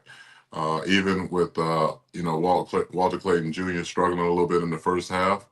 You know, I think Houston did an amazing job of game planning for him and not allowing him to be the sole reason why they lost the game, as he obviously took over on Saturday and never looked back. And, you know, a lot of great reasons to be smiling if you're a Gator right now. Absolutely. As I told you in my text, I'm going to have to convert now. You guys are the only team in D1 that has won 3 national titles in football and basketball. And if you just look at the 21st century, you guys have dominated in terms of football and basketball. You can't argue. You know, when you look at the 2 most popular sports, the most important sports, no one's even come close to what Florida's doing. I mean, that's a huge feather in your cap. Talk a little bit about what they've been able to do in both of those big sports. Yeah, I mean, Coach Napier was, I had a chance to sit down with him over the weekend too. He came and supported the basketball team as well. Obviously, they're in the That's middle of awesome. spring football, and the I think things are starting to come together for both programs. Really, all the university athletic program as a whole. I mean, we've had a lot of success in various sports there, but I just think when you win a championship in any sport, it ignites the other athletes from other sports. Hey, we got to get our stuff together. That's a great point. Yeah. We don't want to be the only ones. But I think with our football team, Billy has those guys believing, and he's had them believing really from the beginning. But as you know, in transitioning in anything, there's going to be some reciprocal, I guess, collateral damage from previous regime, and going in and trying to fix that. And I think that Scott Strickland, not folding to the pressure of the boos and That's right. etc. Has given a vote of confidence to not only Billy, who I think is a tremendous human being, first and foremost. I'm very honored and happy that my youngest son, gets to play for him there, which, Billy even made it a point several times over the weekend, and my son's progressing very well, and I'm very happy to hear about that. But, Billy Napier is one of those guys that is one of the most consistent human beings you'll ever come across, both during games and off the field. And I think that has resonated a lot with the players that he's not only recruited, but the ones that are there and chose to stay there. And because of that, we've been able to create a more and more culture of standard, of excellence under him. And I realize and recognize very, very easily, just like everybody else should recognize, that we have the hardest schedule coming up, ever. And second year in a row. Yeah. And being in the SEC, having to recruit against teams like Georgia and, any of the SEC teams, really, the NIL and the collective now being a big part of that, the transfer portal. And it's almost like I feel like every head coach has to take on more of a CEO role than they are actually coordinators. So hopefully some of those responsibilities will be divided amongst the other staff members, so that Billy can be that great leader that he is, work with our boosters. It's crazy. The first person I ever saw really be that role was at your alma mater, Florida State, Bobby Bowden. Yeah. Bobby Bowden probably didn't effectively, he probably did not really coach the last 10 years of his tenure there. But he had great assistants in Mickey Andrews and Odell Higgins and so many others. And he was able to continue to be the face of the organization. And I hope that Billy can get to that point too, where he is literally the face that brings not only recruits in, but great coaches in too, and starts his own coaching tree, hopefully, where guys, much like Nick Saban, much like Bill Belichick, have, these different guys that coached under them that are now head coaches, elsewhere. Yeah. Let's stay on football for a second, and we'll get back to basketball, because you brought up some great points there that I want to hit on. First and foremost, you came on this show at the beginning of last football season, and I echoed this as well. And we told Gator fans to be patient. Like, it's going to be a tough schedule. And I said, if you win 6 games, that's going to be a great accomplishment. 7 games would be amazing. 8 would be off the charts. And it didn't start like many wanted, but you said, be patient. Be patient. It's coming. It's coming. You mentioned Scott Strickland said it's coming. And now I got to say, if you look at all the programs in Florida, Florida is on the rise. I would put them at number 1, especially with DJ Lagway there. And that patience is going to be, I think, richly rewarded, because what they did in recruiting this year, portal, and the players they already got here, which you know well, because your son's there, your nephew's there, Ernest's son. I mean, so you can really tell us what's next for this year. Again, schedule ridiculously hard, but can they manage that? And because I think they could be one of those teams that might have 2 or 3 losses and get into the playoff. I think they're that good. What do you think? I think so too. I think it all really is going to depend on, just like any other team, is going to depend on injuries throughout the season, and how healthy a team can stay throughout that entire season. And also too, even with those 2 losses or 3 losses that could possibly potentially happen, it's also a matter of when those losses happen. If it happens early in the season, then a mid-season, you know, it's a crapshoot nowadays, especially with, you look at teams that had better records but did not make the playoffs. And strength of schedule is definitely going to be in our favor when it comes to being able to say, state our case. If we are one of those teams that are sitting at 2 losses or one, even 1 loss, why we should be in that top echelon of teams that are in the playoffs. But at the end of the day, football's got to be played. Injuries have to be minimized, and the chemistry of the team, that carries over from spring, starting this spring, and obviously the spring game being this Saturday at the Swamp, and then how those guys work over the course of the summer. And as a cohesive unit with a cohesive mindset. And I think that's something that I think the football team probably needs to really lean on those basketball players at Florida to do, because those guys, they 1 year ago, they were knocked out in the first round of the NCAA tournament. And 1 year later, they won a national championship. Yeah, with 4 comebacks. 4 big comebacks during that time. As we transition back to basketball, never seen it before. Down 16, I think, to Texas Tech, down 9 in the championship game. They just kept coming back. And that Walter Clayton boy, Bartow's finest, one of these small towns in Florida where we get great athletes, right? Titus. And nobody recruited him. Florida didn't. FSU did. USF didn't. And he is, in my mind, I think he's the best player in college basketball this year. I think he'll be a hell of a pro.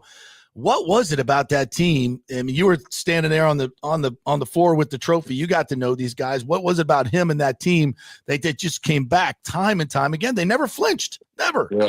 Yeah. I mean, if you just saw those guys walking around the hotel, I stayed at the same hotel, and you just see those guys walking around the hotel. They walked with a swagger like they belong there. Nice. And they've had several games throughout the regular season and throughout the SEC tournament that have tested their grit, and they came out on top. Yep. They went 1-1 with Auburn during the regular season. And so they had been there before. And in the case of Houston, and I would argue as well, I do agree. While I agree that Walter Clayton Jr. is definitely one of the top 5 players, I don't see anybody being better than Cooper Flagg from Duke. He's going to be the projected first overall pick. Different set of skill sets, but both tremendous players. Cooper's also taller as well. And younger. I mean, Cooper's like 17 years old. Yeah, he is so young. Yeah. So much potential there to develop, and he's that good at 1 year in college. So just imagine how he's going to develop as well. But back to Walter Clayton Jr., Will Richard, the entire cast of players, everybody seemingly knew like where their role was, and all of them rose above their role at key moments. And that was the difference, for the game. Number one, they have this confidence that they can come. And I think that all starts with Todd. Coach Golden, he's 39 years old, man. He's got just as much energy as those players do. You know what I mean? And he's a passionate son of a gun too. And then his assistants, he coaches by committee too. So it's just like all these guys are meshed, at the one common goal, which is we're going to win this game. We're going to win this game.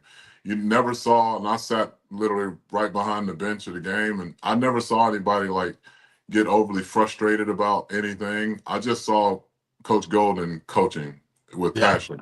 And I never saw a player with their head down, no matter how many points they were down, no matter how many turnovers happened in the first half.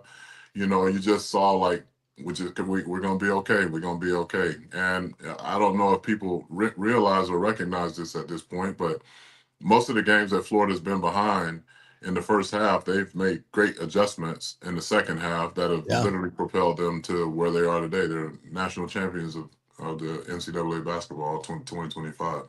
Incredible run. Incredible run that will never be forgotten. Thaddeus Bullard joining us here. Titus O'Neil, WWE Global Ambassador, Hall of Famer. We got to talk a little wrestling. WrestleMania 41. What happened in the last one was insane. Yeah. John Cena turning heel. Yeah. I don't know if you guys can top that, but you always do. What do we got coming up? What we this weekend, right? The Next 19th, next weekend, 19th and 20th, yeah, weekend after the Masters.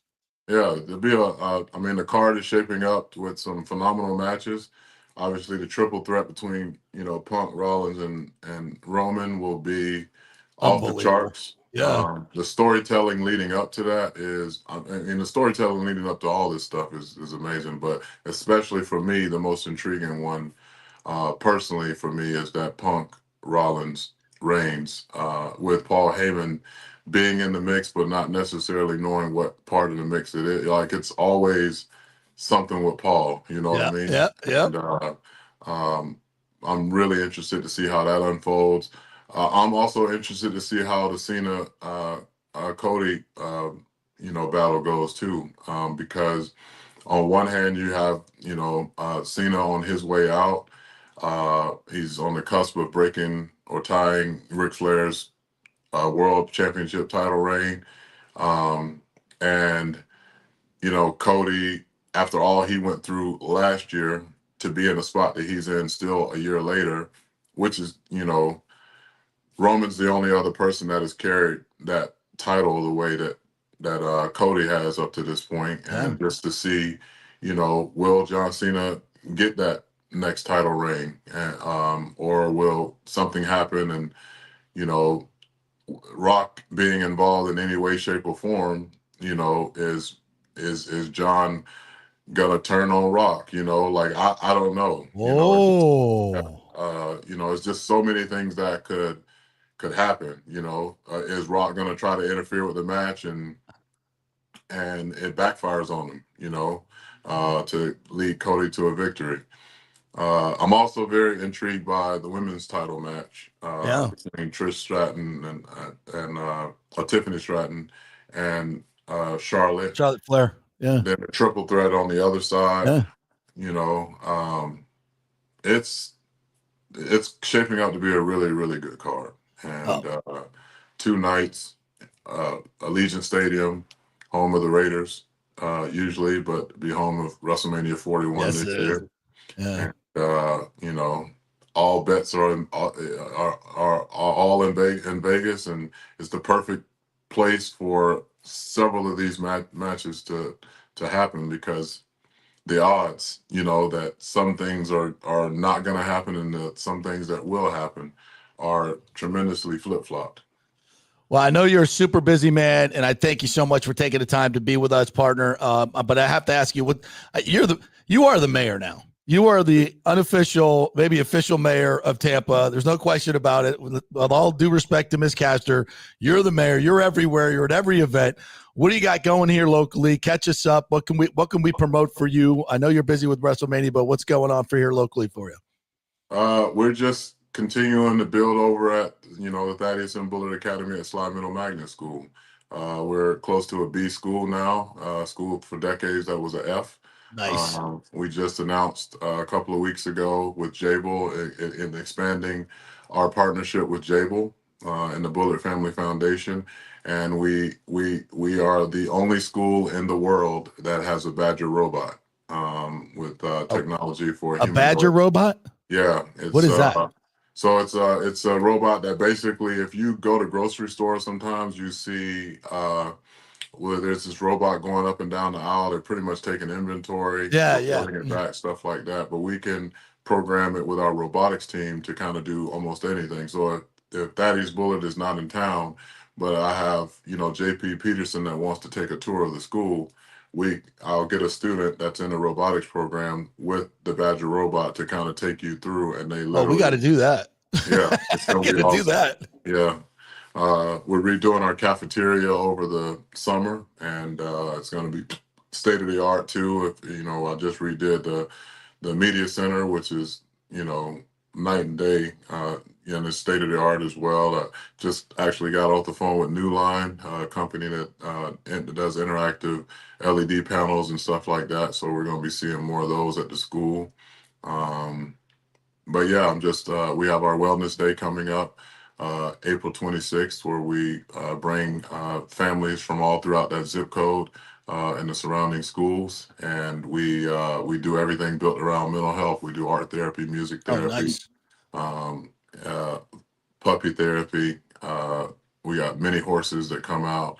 We have games, so it's really to kind of help the families not only address their mental health, but also take home some tools that will allow them to continue their journey to mental health. Mental health is very important to me. It's something that I didn't even realize I needed it until around 2017. And it's just as important to me as me going to the gym and working out. Absolutely. And that a lot of people are walking around with unaddressed traumas.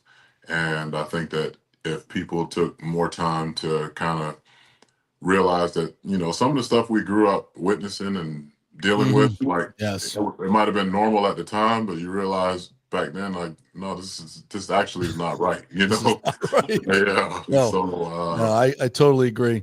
Daddies, listen, thanks so much for your time. As always, you're the best. Everything you do, the philanthropic things that you do, off the charts.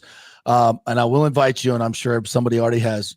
It's playoff time at Lightning, and you're always there, and your voice is always there, and it's tremendous. So we hope to see you. We'll have a badass hype video coming up. Damn right. Awesome. Yeah. Awesome. No, we can't do it anymore without you. So you Yeah. got to be the voice for forevermore. So Yes, you're sir. the best partner. We'll see you at Amalie Arena. Thanks, man. Yes, sir. Thank you.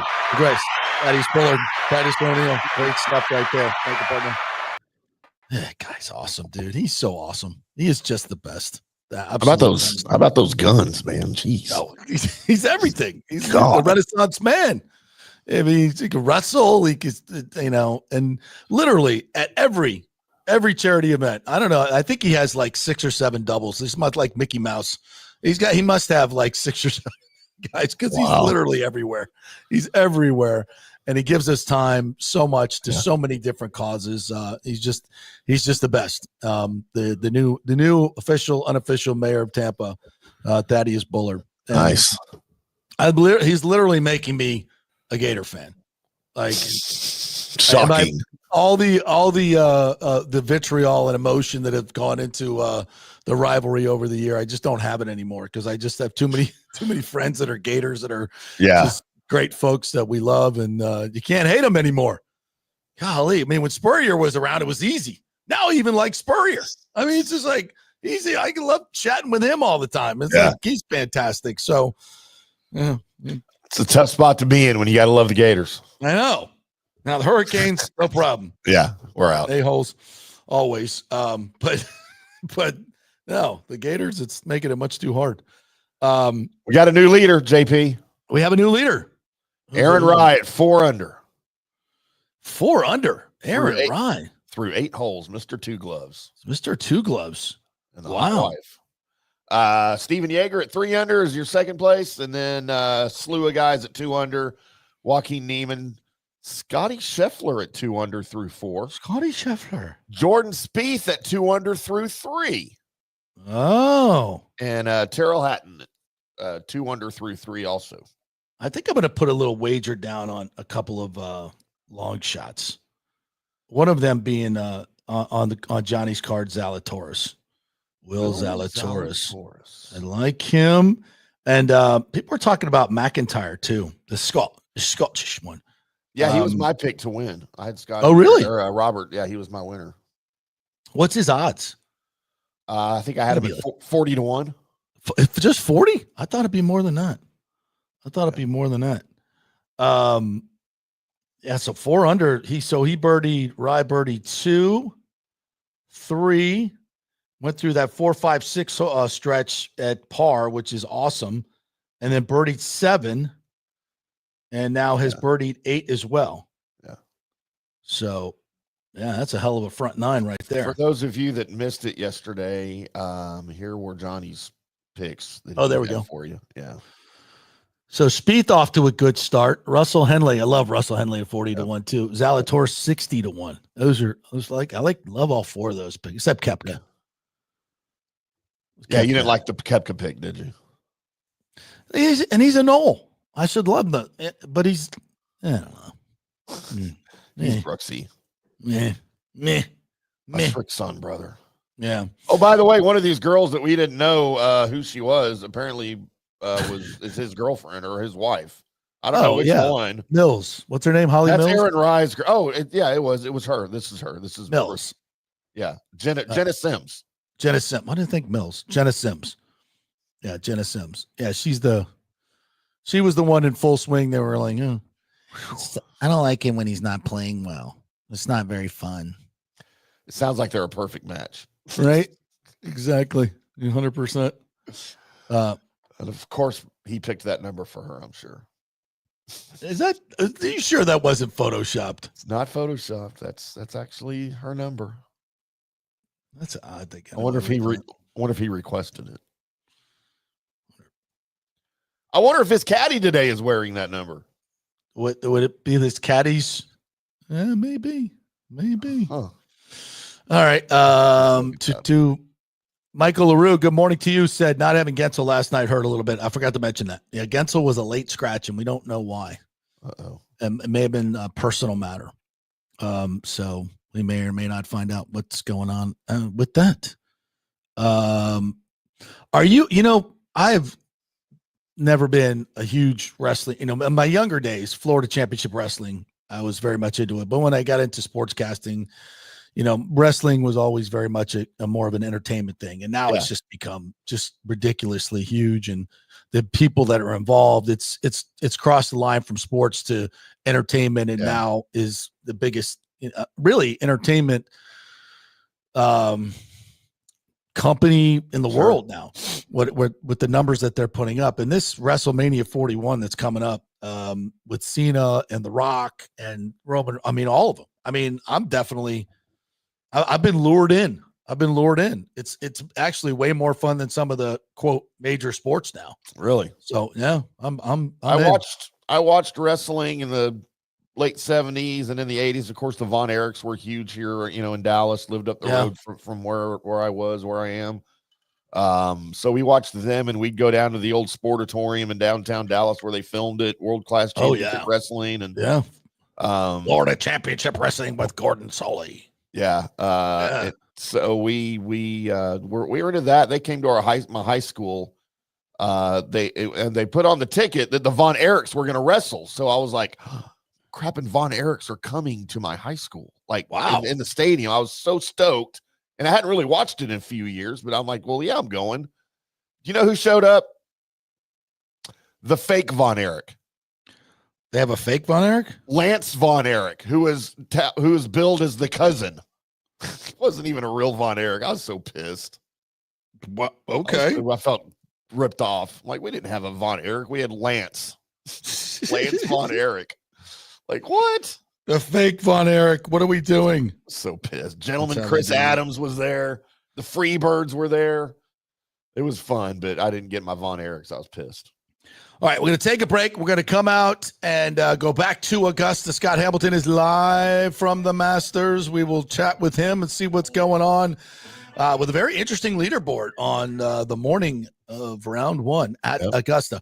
We are brought to you by the great folks at Third Generation Plumbing and AC. They got a special going on right now to make sure your unit is prepared for the summer. Do not have an unprepared unit, and they'll do all kinds of maintenance on that. They'll check the coils, the condensers, get all your fluids right, get the drain pan right, get the drain right, all that stuff that they do to make sure you are serviced and ready for summer and keep your unit in tip-top condition. It's Third Generation Plumbing and AC. Go to their website, thirdgenerationplumbing.com.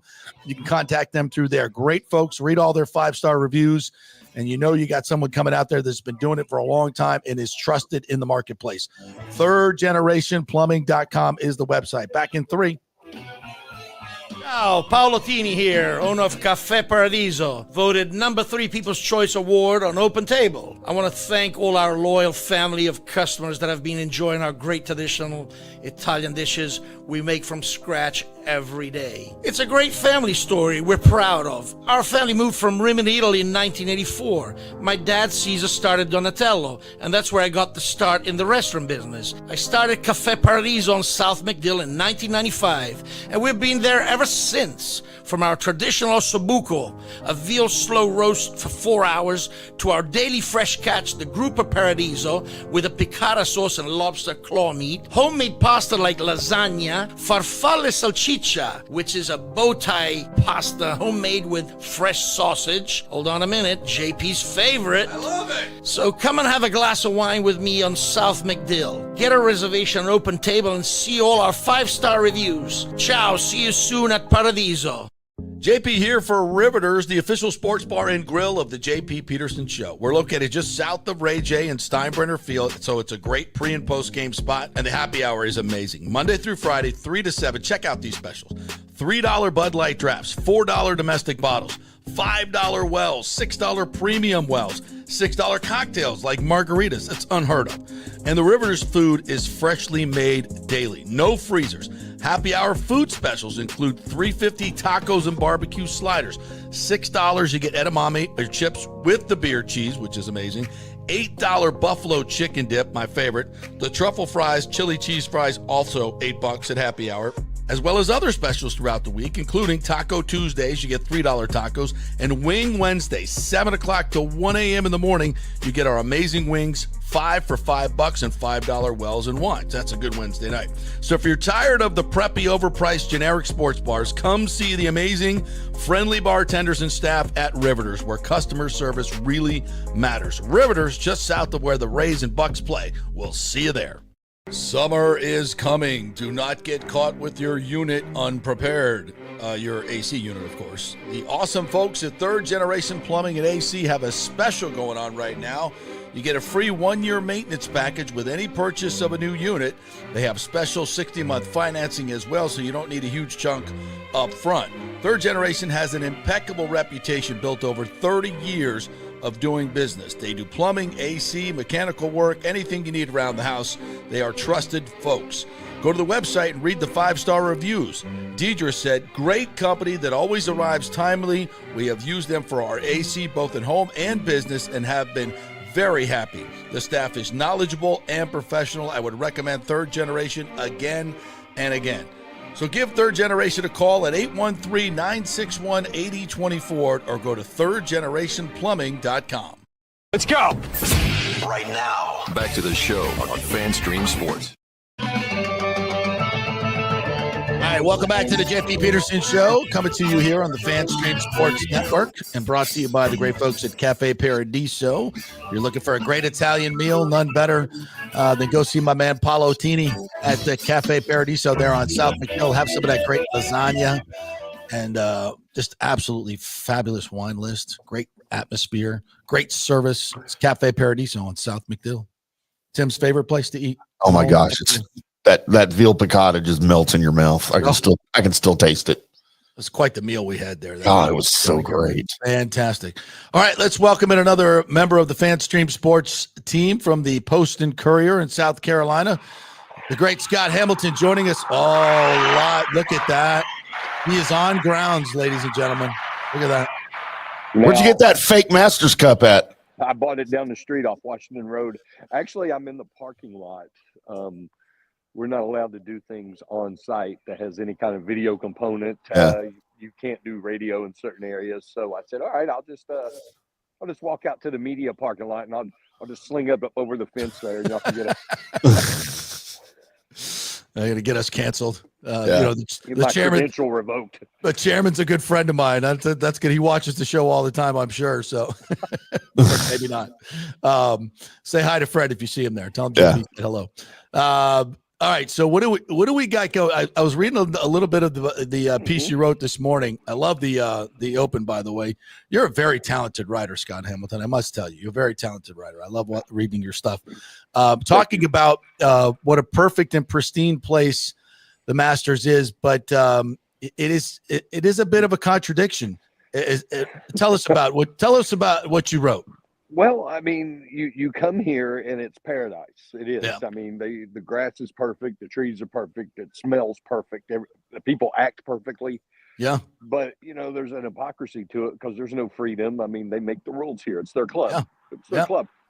But people flock to this place like it's Mecca, and they hand over thousands of dollars for the privilege of being told what to do and how to act and how to dress and to get $1.50 sandwich. I wrote about that. Of course. And now you can get merchandise here. This is the only place you can get official Masters merchandise. So that's cool, I guess. But I still try to wrap my mind around it. I mean, people love coming here. It's on every sports fan's bucket list pretty much. Even non-golf fans, they'll tell you they want to go to at least one Masters. And it still baffles me why it has such a hold on our culture. It's incredible, man. It's incredible. Unless you've been, you can't really explain it either. I'm in the parking lot. Because I'm so afraid that they'll revoke my credential and you don't get it back. That's right. It's my 14th Masters and I mind my P's and Q's, believe me. Yeah. That's what it takes to make Scott mind his P's and Q's. It takes Augusta. Now we finally know the answer. I did sneak. One time early in my career, I snuck a phone out and I took some pictures. It was on a Wednesday, maybe a Tuesday. And I had these beautiful, beautiful pictures of the course. I mean, because you can stand on one and you see 9 green, 18, and there's these vast expanses that are in between the holes where there's nothing. People just walk on it, but there was nobody that day. And I had these beautiful pictures. And then that phone was stolen in a strip bar one night, and I lost my pictures. I you didn't download them anywhere? What are we doing? Well, no, it was before then. It wasn't even an iPhone. It was a BlackBerry. It wasn't a BlackBerry. It was called a Blackjack. Yeah. And I was at the Spearmint Rhino in Lexington, Kentucky. Say, if anybody finds that phone. You got some great pictures on it, dude. There were a lot of phone numbers in that phone, and what it is, we're off the track here, but what the hell? I stopped to see a friend of mine. We had been watching football, and it was a Sunday night of all things. Yeah. So I stop and I pick him up, and I go in, and I'm sitting on the couch, and I'm like, all right, let's go. And then I'm like, God, because I know I never took it out of my pocket or anything. One of those entertainers. Yes. Lifted my phone, and apparently it was a thing out there at that time. Yeah, they'll get you. Probably not the only thing she took from you. Lifted, yeah. Here's I don't think this is one upping you, but so in 92, 93, 94, I got a press badge. I was working at a TV station in Tallahassee, and our antenna was in Thomasville. So we got press badges, and I walked down. As after play, I had one of those old brick, huge cell phone. Yeah, the Michael Douglas. The big ones, yeah. And I walked out Bell South Mobility, and I walked the entire course with the guys that were mowing it. And I called every single person I know, and I'd say, you know where I am at right now? I'm walking down. Because we could go inside the ropes back then. We could go anywhere except the Champions locker room back in the early 90s with a press badge. You could go anywhere. Yep. It was insane. I would walk through the clubhouse. I went out on the veranda and had a nice cocktail made by the great folks there and sat out there with the old Bob drum and overlooking the putting green. It was one of the greatest days of my life. And I walked the entire course, and it was incredible. And to your point, there's no place on earth where we would subject ourselves to this tyranny. Tyranny that it's like a Mecca. It's like I don't know why. Tyranny. I'm going to stop short of calling it tyranny. That's probably. I say it in a loving way. I say, but that's just. I think it speaks to the respect that we have for the venue and the event, because and I'll tell you why. This is one of my theories, is because they have not capitulated. They have not capitulated. I had that word in today. Good word. Yeah, to the corporate masses, right? There's not one corporate sign out there. There's not one corporate tent out, on grounds. You have the places off grounds now. It's a throwback, and we love it, and we crave nostalgia, we crave throwback, we crave order, we crave tradition, we crave beauty, and we crave excellence. All those things are wrapped up in that place right there. But the weird thing is, and I thought about this yesterday, and I regret I didn't get it into the column. It's an opportunity to rub elbows with some really famous people. Yeah. When you get in the gates, like I've walked with Venus Williams, I've walked with Mark Wahlberg, people like that. But it's also kind of weird because it really shows you your place on the planet. It's kind of weird, man. I mean, you can look at that one of two ways. You're either, you know what, we're all the same. This is great. It doesn't matter who you are in here unless you're Fred Couples or Tiger Woods. Everybody got the same treatment. Or it reminds me that, man, those people in that green jacket, that's like the Illuminati or the Bilderbergers. I mean, they're getting presidents elected. They're the people who are raising and lowering gas prices. They're doing all that stuff, man. I mean, if I wanted my eggs lowered, I bet they could do it, So yeah. It's kind of humbling. And I still have a hard time explaining it. I mean, my dad, and we've talked about my dad. My dad's lost his leg when he was 17 years old, worked 40 years in a coal mine. Yeah. He wants to come to this event so bad. He can't now, unfortunately, but it always wondered. I mean, he's a salt of the earth guy. I mean, this is a guy who wears jeans even at the beach. I kid you not. And I kid you not. But he wants to come to the Masters. Yeah. And I don't understand why. And maybe it's to your point about tradition. And I don't know, man. It's a throwback. It's a throwback. Throwback yeah. is putting it mildly. Yeah. Well, we did find out from Bob Herrig yesterday that the Masters people can literally move roads when they want to. Yes. They can move roads. They can make trees sprout up overnight. I've seen some wild stuff, man. I've seen things, brother. Yeah, no question. We've got about 500,000 viewers and listeners under the age of 40 that have no idea what a blackjack phone is, that are still scratching their heads. So there you go, kids. There's your BlackBerry. Yeah, I had a BlackBerry. That's a Samsung. Yeah, it's not BlackBerry. Yeah, but it wasn't a BlackBerry per se, but it was a really thin phone, and it had a screen, and it was a smartphone, and it was cool, man. I really, really liked it, and I hate that some hoe ripped it off. She's got some great pictures now. She got and some phone numbers. Let me tell you. Yeah, you guys got a sense of my Rolodex. There's a couple of people in that phone that are sideways with me. They're blocked now. Can't get them. It's been 15, 20 especially years. when they were with their wife and Gypsy called from Spearmint Rhino. That probably went over really well. Yeah. I had Trump's number in that phone, man. Oh wow! Wow! So did you pick up that name you just dropped? It's right there behind you on the floor. Yeah. Nicely done. I just wonder if anybody, and I don't know. I'm like, God, I guess if he was going to extract revenge on me, he would have done it already. Maybe I did him a favor. What actually happened, you don't know this, but someone from the Masters found out you had pictures in that phone, and they arranged for that thing to be lifted. That's what happened. Yeah. That's what Black happened. helicopters right now. That's definitely what happened, without question. All right, let's talk a little golf, for God's sakes. We let's not talk about Scotty and Rory, because everybody's talked about them. Give me another name, another interesting story that you like in this. It's a guy that some people are saying will likely miss the cut, and I'm going to watch just for the drama of it. I think Victor Hovland, he's the most consistent golfer on the planet. Yeah, and he always smiles though, and I just dig that. I think he even enjoys the suffering when he's not doing well. Right. But I'm going to check him out. I love his game when he's on. He's a top 1 or 2 player in the world, man. I mean, we saw what he did at East Lake a couple of years ago. He was unbelievable. I'm going to go check him out. I love Oberg, the way he played here, and he's a kid who's still figuring things out. And I think that's part of the deal here. I mean, there's one of two ways you win at Augusta. You're either a sagey, wise veteran, and you've been around, and you know where to miss and where you can't miss, and this, that, and the other, or you're just a kid with no fear. Bombing it.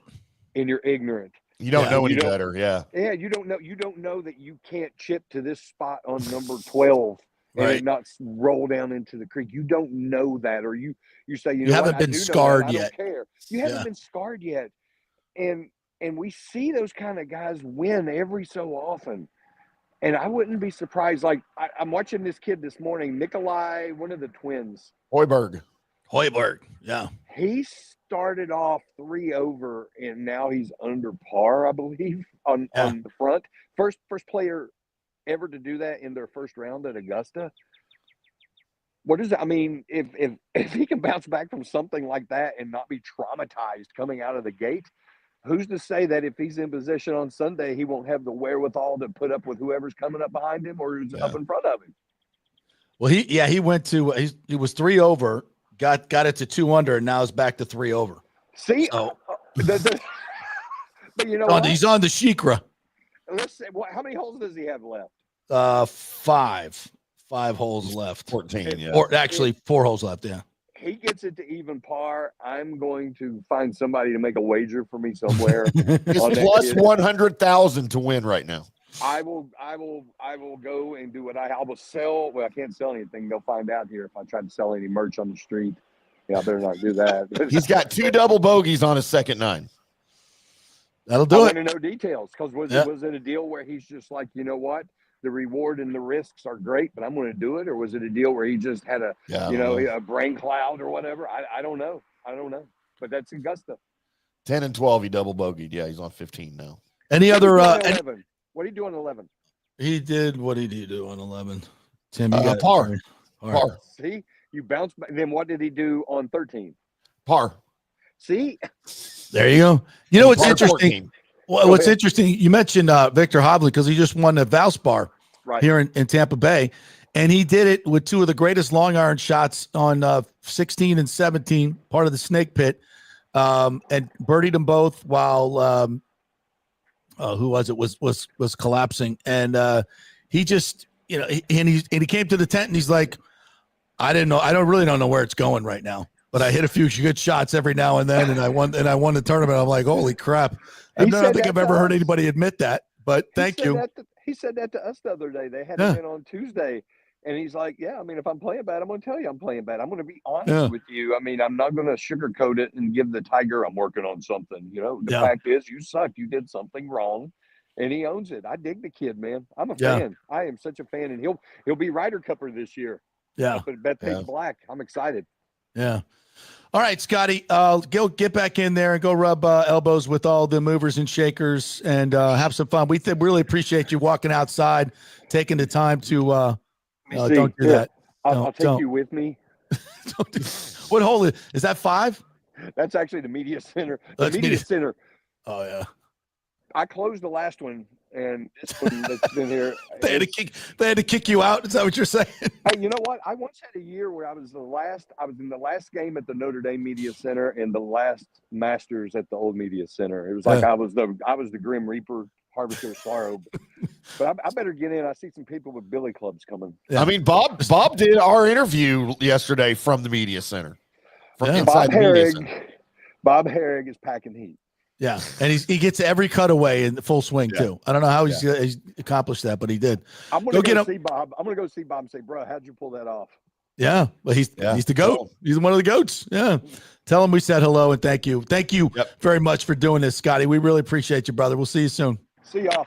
All right, it's Scott Hamilton there. Read him in the Post and Courier. They have a dadgum paywall there. These newspapers now have paywalls everywhere. I want to read everything, and it's like, you got to pay? What?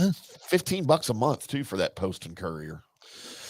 It's worth it. Yeah, it's worth it just to read his stuff. But when I start doing that, I have 7,000 subscriptions. Yeah. $15 a month turns into $20,000 by the end of the month. Exactly. Remember when all used to be free? Everything was free. Everything was free in media. No, I have to pay for everything. We don't make you pay for this. You get what you pay for every day. All right, let's hit one more break. We'll come back on the other side, get to all the comments, and get you set for what else is going on at the Masters. And we got some Rays baseball coming up. and some hockey coming up this weekend. Stay with us. Summer is coming. Do not get caught with your unit unprepared. Your AC unit, of course. The awesome folks at Third Generation Plumbing and AC have a special going on right now. You get a free 1-year maintenance package with any purchase of a new unit. They have special 60-month financing as well, so you don't need a huge chunk up front. Third Generation has an impeccable reputation built over 30 years of doing business. They do plumbing, AC, mechanical work, anything you need around the house. They are trusted folks. Go to the website and read the 5-star reviews.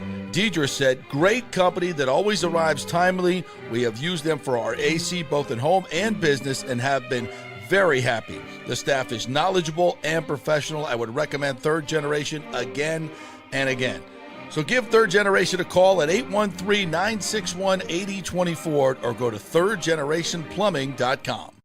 Are you looking to renovate your home, rebuild after the hurricanes, or build your dream home from scratch? Well, let me tell you about my friend Jason Fawcett and On-Site Construction. They have over 1,450 satisfied clients, 25 years of experience, over 500 designs, and a talented team of over 40 construction professionals. They believe building something exceptional begins by truly focusing on all the details, even the smallest ones. We understand that construction can be a daunting process, and we're here to make it as smooth and stress-free as possible. Quality is non-negotiable at On-Site Construction. We use the finest materials, employ the most skilled tradespeople, and adhere to the highest industry standards to deliver a product we're proud of and that you're going to love.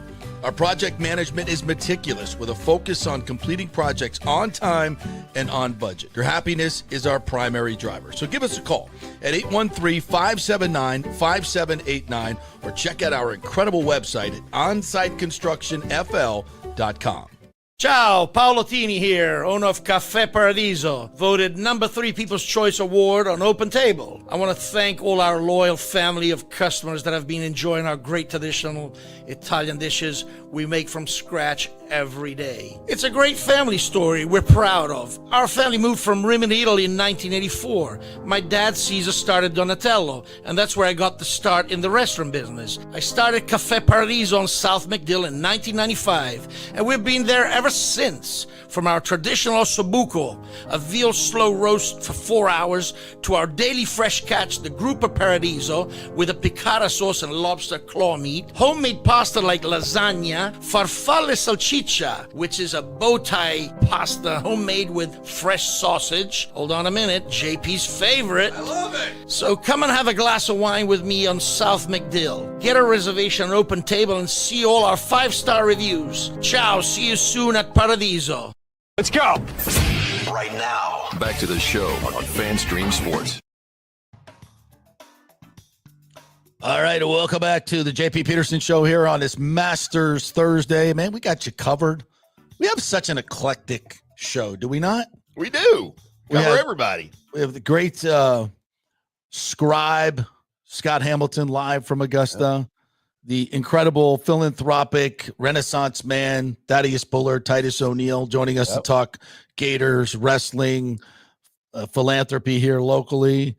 We got this knucklehead that's been covering sports for 40 years and 30 in Tampa. Yep. And then we got Tim Ham, the Guilty. 30, 40 years. What are you, 30 years in the business? 30 years in the business?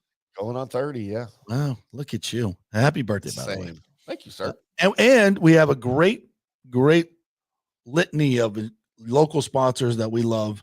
Riveters, your pre and post game for all Rays and Buck stuff right there by Ray J. Taliano Insurance, great folks over there, Jeff and Dane and everybody. We love you guys over there. Charity, great customer service. Give them a call, 813-877-7799. The Golden Diamond Source, one of the greatest local companies, Julie and Steve Weintraub. Speaking of philanthropy, great folks over there. On-Site Construction, one of our new sponsors here that does great work. You know, we love the local companies that have been around for a long time, that we love to support them in what they do because they do honest work, which is very hard to find these days. And they do tremendous construction work and restoration. Third Generation Plumbing, John Rodriguez, the owner over there, who has an impeccable reputation for AC and plumbing work, which is, again, hard to find honest AC people anywhere you go, and plumbing. So you always know you're going to get that. Cafe Paradiso, Paulatini, our good friend who just is a treasure in the local area, been there for 30 years. I mean, you can count on one hand the restaurants that have been around for 30 years in Tampa or anywhere, and that stands the test of time because local people love it. They keep coming back. And of course, the Jeeves Law Group, Scott Jeeves, who's here this morning. I probably shouldn't. In the building, huh? I'll say this. He probably wouldn't want me to say this. He got an invitation to go to the Masters and Berkman's, the whole nine, the best. And that's the offsite hospitality place with it's $14,000 a day or whatever the hell it is. It's unbelievable. My rich friends love going there and telling me all about it. So he got an offer to go to the Masters, go to and the whole thing. He turned it down. You know why? His clients. He said, it's an important time. I'm doing some settlements for my clients. I have a few meetings here the next couple days. So can't go. That's an attorney I want working for me. Yeah. That's the attorney who's going to turn down a Masters invite to say, I got to, keep the settlement things or meetings going in a critical time in the case. And I'm here to tell you, you can count the lawyers on one hand that are going to say no to that. One hand. It's a shame that invitation wasn't transferable. Well, he made that very clear to me before I even asked. Damn it. Because you folks, I'm out. Sorry. Show's over. See you later. Well, no show today. I love you, but you and Scott Hamilton would be at the Masters getting kicked out together. That's right. Absolutely. 1,000%. But I think, again, who does that? Especially, attorneys, and he's had great success in his life, obviously, but he's committed to his clients and doing the right thing. So that's pretty cool. So if I got an accident, if I were you, I would definitely call Scott Jeeves, 1,000%. JeevesLawGroup.com. So we have a great group of advertisers that we love dearly, and we really appreciate them because without them, we couldn't do what we did. We'd have to be behind a paywall. Yeah. And we're not. So it's free and unfettered. These are the worst. Michael LaRue makes a good point here. He said, I would rather face Ottawa and Florida than Florida. But if they want a deep run, then playing Florida in the first round would be better with all the guys they have out, plus less travel time. I didn't even think about that, but So is Miami closer to Tampa than Ottawa? And no tariffs. Yeah, there you go. No tariffs as we cross the border. That's another thing that's just out of control. People going bananas. Stock market there. I'm like, these things take time to even come into effect. Somebody made a great point. I saw one of the economists said the other day, we import 11% of our goods. 11% of our goods. So if there's a 20% tariff on something, it equals out to about a 1% change. A 1% change in prices. Inflation has been about 300% over the last 5 years. Don't believe the stupid numbers the government points out, because look at your gas, look at your rent. All these things have gone up in the 100 percentiles. Eggs, stuff to get groceries, gas, rent, interest rates, all those things. Like, nobody says, oh my God, it's a tariff. A tariff is going to destroy my life. I'm like, you won't even notice it. You won't even notice it. And it hasn't even gone into effect yet. But the media is just bananas because they think, obviously they can get Trump on something. And it's just so silly.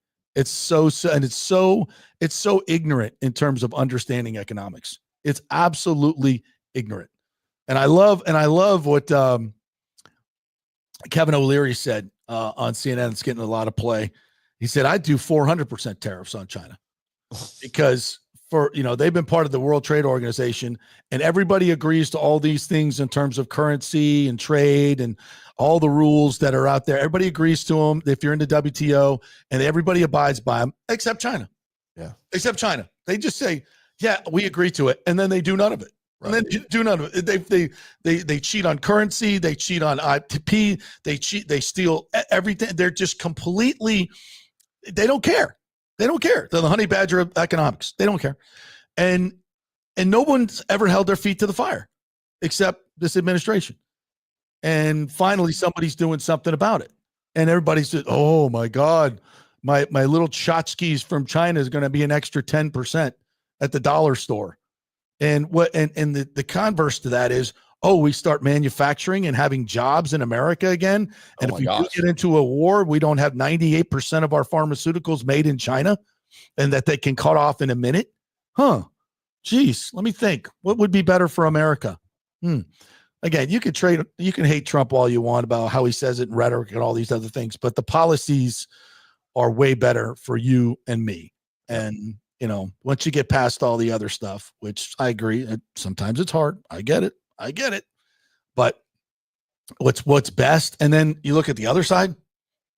Yeah, sure. Let's have dudes in women's sports. Absolutely. In women's bathrooms. Yeah. Let's have dudes winning gold medals and NCAA things. And have fencers that have to, and thank God for the people that are standing up to that.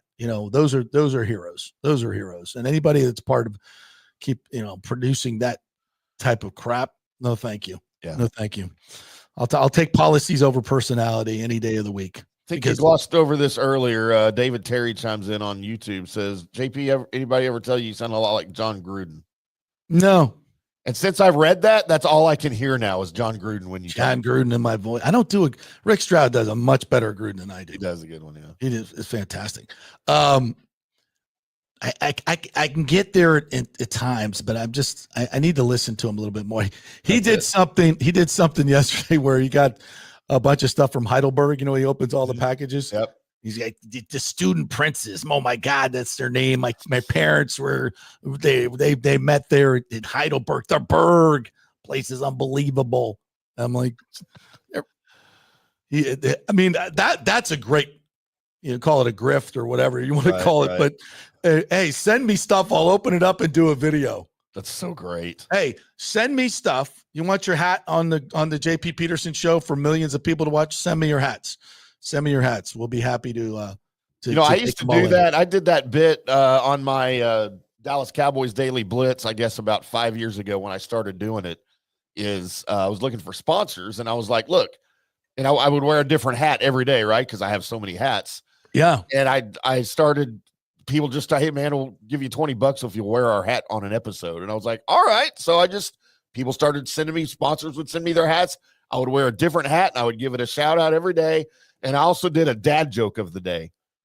I like that. To start every episode, I would do a dad joke of the day and then tell my little joke. And then, and then I would get into Cowboys content. I need to bring that back. Yeah. Yeah. We could do that on this show. We love it. A little bit, man. All right, kids, I got to go watch the Masters. Screw all you folks. We're going to go sit at the couch and get my pimento cheese sandwich and enjoy. F you. No, we love you guys. And we'll be back tomorrow. We'll have more fun and frivolity for you. And, of course, we'll have some crazy guests to come on. Probably see if we can get someone live from the Augusta for the third day in a row. I have a couple people in mind. I have a couple people in mind. We'll see if we can get them. See if we can get Freddie Couples on the show. Oh, that would be great. He's at 1 under right now. I might be able to get Daly tomorrow. That would be even better. Yeah. Yeah. Try to get him drunk. Surrounded by all the Hooters girls at his RV. Yeah, they can come on the show too. Absolutely. All right. Have a great day, everybody. We'll be back tomorrow. We got Rays at 1:00. Soriano versus Zach Littell. Going to be another great day at Steinbrenner Field. And we will see you tomorrow.